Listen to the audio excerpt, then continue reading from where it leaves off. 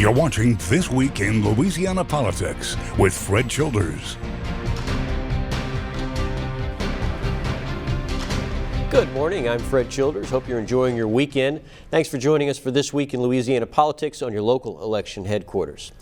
Well, as the year counts down, politicians are gearing up for their decisions on if they'll run for governor. Lieutenant Governor Billy Nungesser says there are a few factors at play that will influence his decision. Capitol reporter Shannon Hecht caught up with him to get the latest.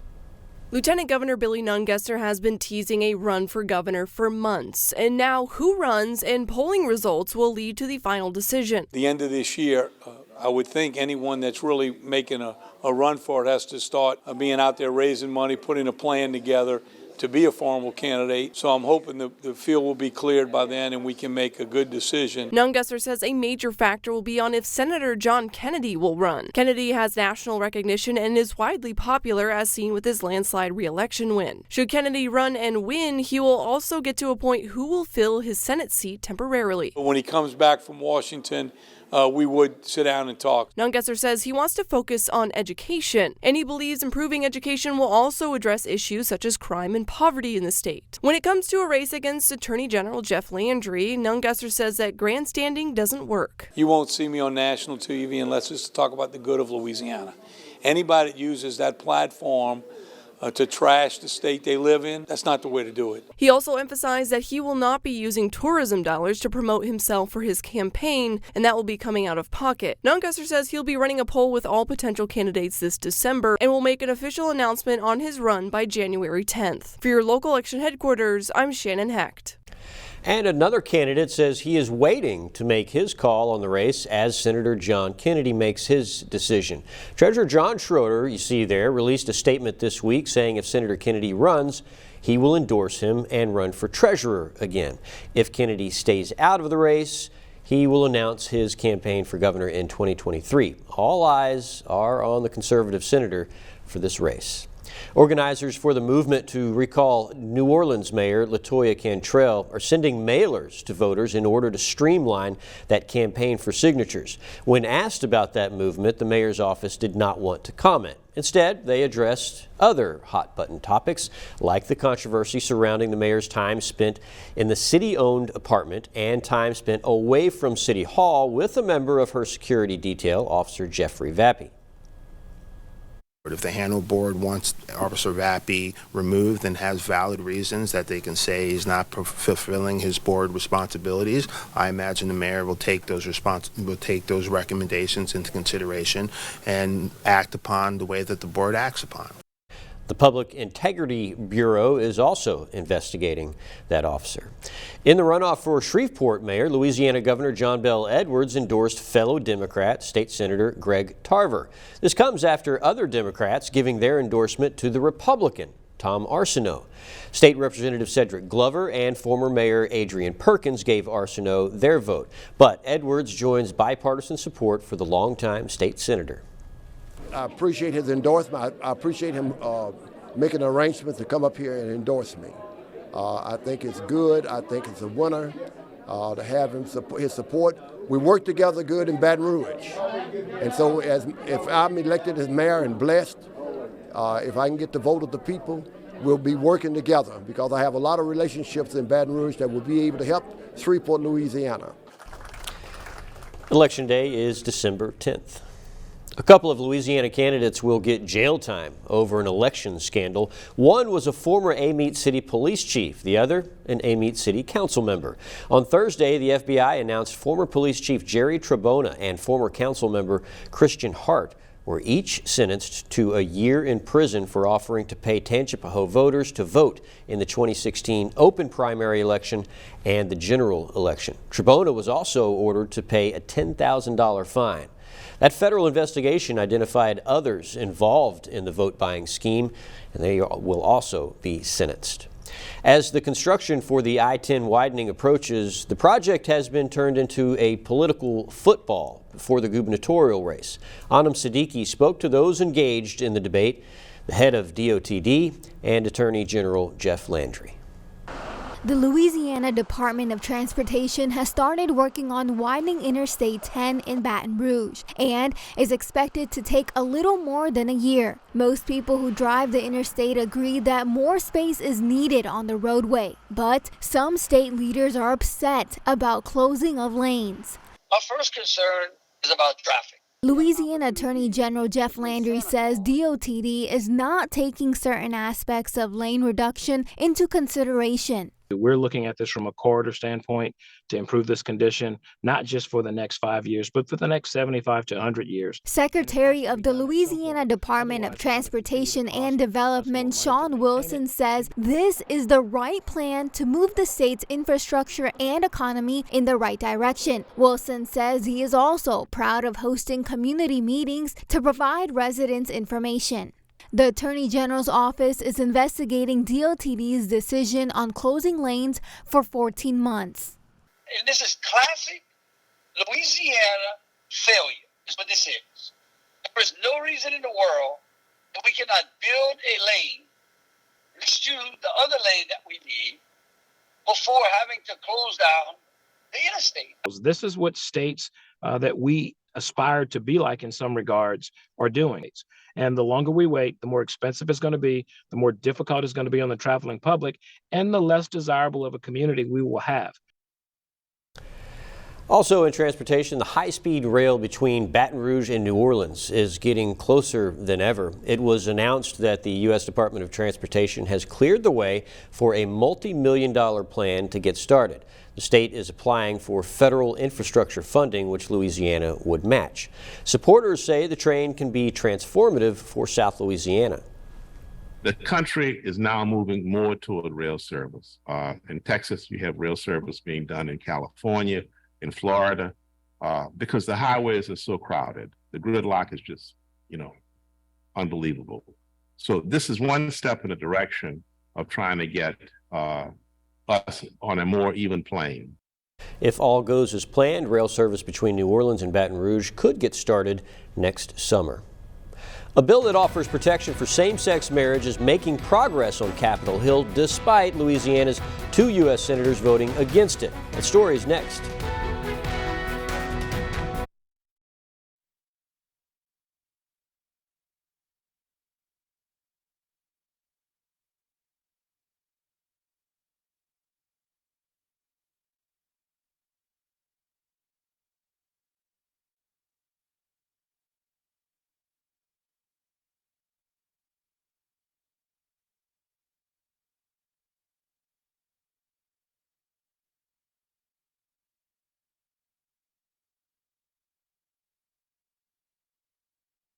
This is your local election headquarters.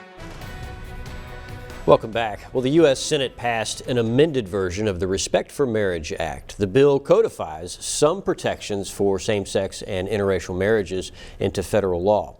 While both of Louisiana's senators voted against it, human rights groups are putting in work to expand LGBTQ rights here at home. Capitol reporter Shannon Hecht brings us the details. Right now, the Respect for Marriage Act is just a precaution. With the Supreme Court case of Obergefell v. Hodges, it is still the law of the land, and equal protection for same-sex marriages remain. Senator Bill Cassidy said he did not vote for the bill, claiming there was not enough religious protections. Senator John Kennedy said that the Supreme Court case remains intact, so he believes that the legislation is unneeded. But in Louisiana, groups like Forum for Equality are working to expand protections into the state law, and they are wary of what can come down from the high court. When we look at the direct threat, it's very real, but we do look at the Respect for Marriage Act as just a stop along, the road to justice. In Louisiana, there has been a decades-long push to expand protections for LGBTQ people when it comes to housing discrimination. There have also been multiple recent legislative attacks against gay and transgender youth that advocacy groups are fighting against. We are also seeing the threats from, the other side in terms of harming our children already, our LGBTQ youth. And so we saw that last session, and we know that that is also going to continue this session. Gallup reports that national support for same-sex protections has risen to an all-time high of 71%. Before the Obergefell case, same-sex marriage was outlawed in Louisiana. The Respect for Marriage Act heads back to the House for approval on amendments before it reaches the president's desk. For your local election headquarters, I'm Shannon Hecht. In Washington, lawmakers from Louisiana are addressing the nation's mental health crisis. Senator Bill Cassidy is pushing for 2 bills that would help students transition from high school to college. One would expand mental health care accessibility, and the other would remove barriers for students to receive proper resources without costly re-evaluations. The context in which we're currently addressing is that 3 years of COVID have just had their toll upon the mental health of adolescents and college students. It's our responsibility to help them navigate the contested intersections of university life. According to research, about 1 in 5 teenagers meet the criteria for a mental health condition. Well, we're talking to the candidates of a runoff race that a lot of us really didn't see coming. Up next, our own Shannon Heck talks with the incumbent looking to keep his seat. Stay with us.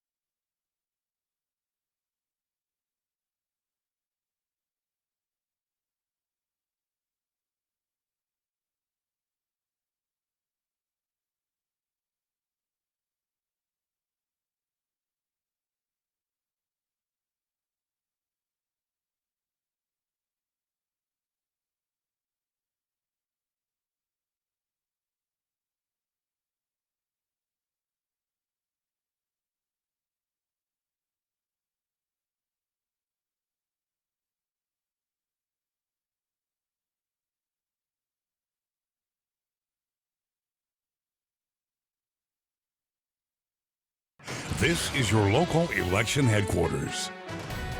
We're in the midst of a runoff election for the Public Service Commission District 3 seat, and today we're joined by Lambert Boissier, who is the incumbent for the race. Thank you for joining us today, sir.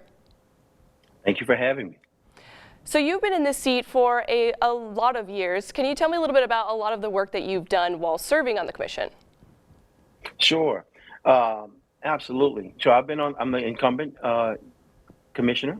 I'm currently the chairman of the Louisiana Public Service Commission.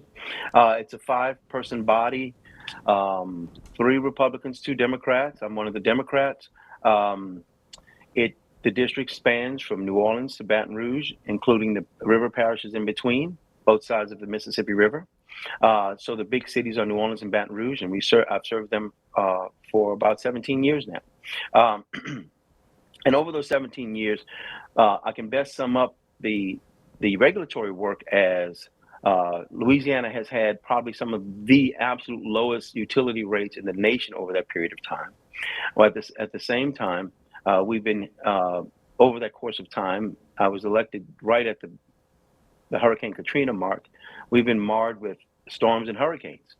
But I've watched our economy change and the regulatory environment change from a coal-based economy to nuclear, natural gas, and now into renewables, solars, and other diversified fuel mixes. And so I've worked hard on all those issues. I've worked hard for consumer issues such as not only renewable energy, but net metering and solar. And I've worked really hard to keep the rates as low as possible. And we've done that in Louisiana over the course of these years. And for another term, for another 6 years, what are you hoping to achieve that you haven't done in all those years that you've been on the commission? Oh, great question, because I'm really excited about those things. For example, I say that we're moving from one type of fuel to another. I'm very excited because since I entered the commission, since I first came on the commission, I've been clamoring about having more renewables, having more diversity of our fuel mix, because we didn't seem to have enough diversity in my opinion. I've been clamoring about having a cleaner environment and being prepared for the newer changes that are finally coming to fruition, that are easy to see. And I'll give you an example of what I mean. I think I'm most excited about, number one, like I mentioned, changing our fuel mix. I'm chairman this year. And before I got to be chairman, there was either none or one on the way of a solar farm in Louisiana. This year, since being chairman, we now have 9. And that's so encouraging for me and the things I've been fighting for years, to finally see our economy changing, our fuel mix changing to a more renewable-based power source. So I'm very excited about the future. And I think we have probably up to 100 in the queue for the next several years that are coming online. So I can see the economy changing, the environment changing. It gives you a cleaner environment. And it also takes us off of it also helps reduce our rate. For voters, top of mind are the high utility bills that we've all been seeing in the last couple of years since Hurricane Ida and the pandemic. So what's kind of your response to help tackle those rates that we're seeing now? Okay, great question. Now we came out of a pandemic and we went into a rocky economy over the last couple of years. It's been a real struggle, but the pandemic during the pandemic we put on disconnect orders so to help people when they were struggling, because at the commission we care about the bills that people have to pay. Now on our end of it, we fought to have some of the lowest rates in the nation. But that doesn't always mean the bills are the lowest all the time. And in this case, we don't control the cost of fuel. That is a worldwide commodity, far outside the control of the commission, even usually outside the control of the president of the United States. Can't always control fuel prices. But those prices have been skyrocketing for natural gas, which caused the really high bills that most people saw this summer. And you put that on top of the fact that we had an extremely hot summer and people needed their air conditioning and electricity. That caused a spike. So during those times, we did tons of grant money to help people get through those areas. We had some weather disconnect and some other ways of disconnecting so people wouldn't get disconnected from their power source when they needed electricity. Also, we put on tons of payment plans to help people survive through these difficult months. But more importantly, we deferred many of the fuel costs, because the bills could have been even much higher had we not acted. We deferred many of the fuel costs until a later time in the year when the fuel costs should come down. That way, they don't hit people as hard as it could have. And your opponent, Devontae Lewis, has really been focusing in his campaign on the donations that your campaign has received from Entergy and these other agencies that the commission is set to regulate. So I just wanted to give you a response to some of his ads and comments about that. Sure. Great. I'm glad you brought that up. Look, when somebody raises those kind of questions, that means they have no other thing to talk about on their own benefit. My record is clear. I vote for people. I have voted for people and stood up for people from day one. I have a record that is clear. My votes are clear and recorded. Anybody can see the things that I voted for and the people I fought for. By no means are any donations I receive improper. I follow state law completely, and all elected officials in the state follow state law, the ethics law, and the state campaign finance practices. All my stuff is disclosed, it's limited, it's fair and ethical. What he really wants to do is deflect from his own funding, which I think is far more dangerous than anything he's complaining about. He's receiving this dark money from out of state. People who don't even live in Louisiana are giving millions of dollars to these out-of-state PACs that are funding Devontae's campaign and fighting against people like myself who live here and have worked here. They want people in California and New York to tell people in Louisiana how to vote and how to live. And I have to ask myself, Mr. Devontae, look at your record. Look at the people that are giving millions of dollars to change this race, and they don't even live here. And it's because they want to change our way of life and they want to change the things that we do, which I think are good things. I have a record to prove how good they are. But the people that donate to his campaign are hidden. They can give unlimited amounts of money, and it's only for access. It is a way for lobbyists to get a hold of somebody. That just leads into my final question, that this race has started to get national attention. It's a really big race here in Louisiana this year. So what are kind of your thoughts after serving for so long that this race now is just kind of blown up? Well, once again, it should be a Louisiana focus race. I'm glad people are showing interest in it. And if the people that are showing interest outside of Louisiana pay attention to my voting record, not just the rhetoric that they're hearing, my voting record has always been for clean environment, diversifying fuel mix, smart, pragmatic policies, take carbon out of our atmosphere, look at other fuels like solar and wind. These are all national issues that we all care about, but they're not doing that. It is because people out of state want to control Louisiana. Louisiana is one of the highest growth areas in the nation right now. And it's because we have low rates, and it's because we have stability in our regulatory environment that companies want to move here. Well, people outside that are struggling to attract businesses to their state, like California and other places that can't attract because their rates are through the roof, that they want to come here and affect our ability to attract business. And that's why I think the attention is there. But if they paid attention to the facts and they paid attention to the issues that they say they care about, There's so many other things that they can do, spend millions of dollars elsewhere to improve our environment instead of fighting somebody who's already pro-environment. All right, sir. Well, thank you so much. Lambert Boissier, running for the Public Service Commission. Thank you so much for being here today. Thank you very much for giving me an opportunity. And a reminder that Election Day is on December 10th. We'll be right back.